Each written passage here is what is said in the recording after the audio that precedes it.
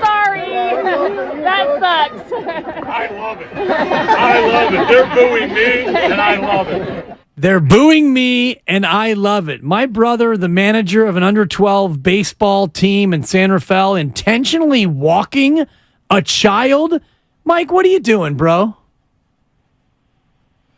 Hey, good evening, Dan, my brother. Michael, how are you? And tell me exactly what happened. You're playing an all-girls team, and you had the temerity, you had the audacity to intentionally walk this young lady?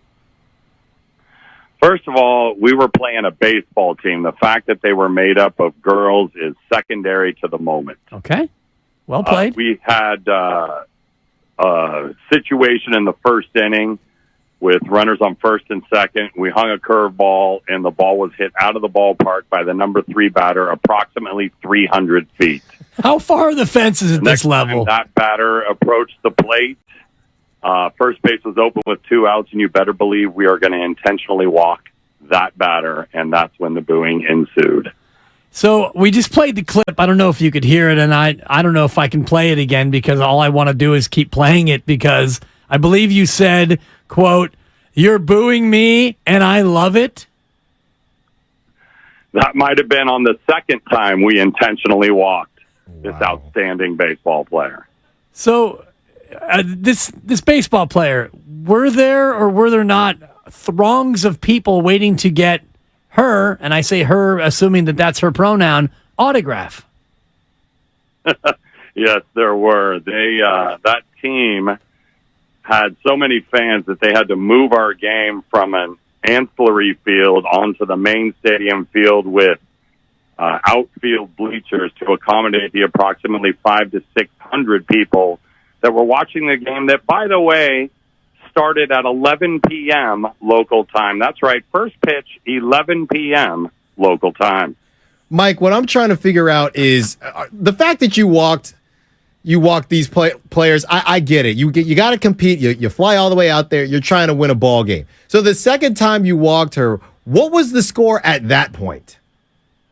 At that point, it was a little later in the game. We were still in it. We had a chance, even though we had 0 hits and only. What was the score, Mike? At the point, and guess who was pitching? That's right, the same player. So yeah, we were still in it mathematically, and by now it was after midnight, and the throngs had not departed.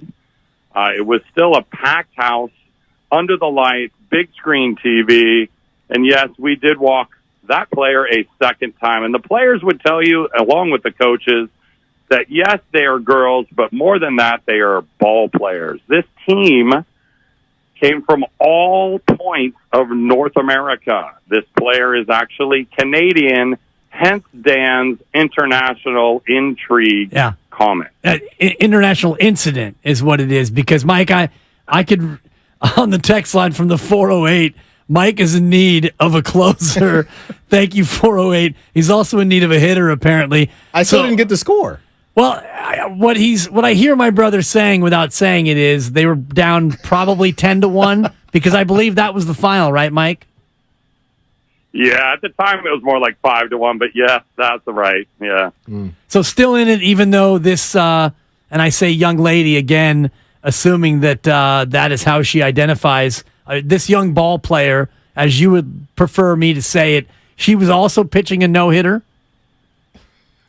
Yeah, that's indeed the case.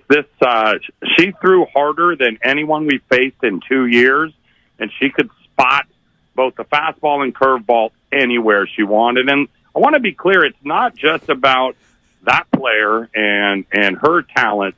The whole team was outstanding. These were the best female, yes, girls, baseball players from North America. They all flew in for this tournament from all points of our continent.